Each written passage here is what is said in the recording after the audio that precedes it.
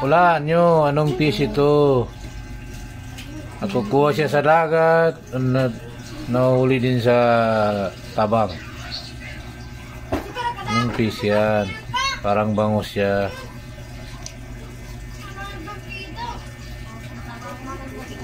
Yun. Saragit. Okay. Yun ang kasama niyo. Balanak daw, tama yan. Yan. Yan ang ulam namin. May langugan din dyan. Magaling dito yung mga fisheries. Oh, tama, fisheries na. Ang manggugubat. Konti lang alam sa isda. Ngayon mo kata, tilapia. Tilapia po. Pupuyo. Mga isda sa tabang, kasili. Aluan.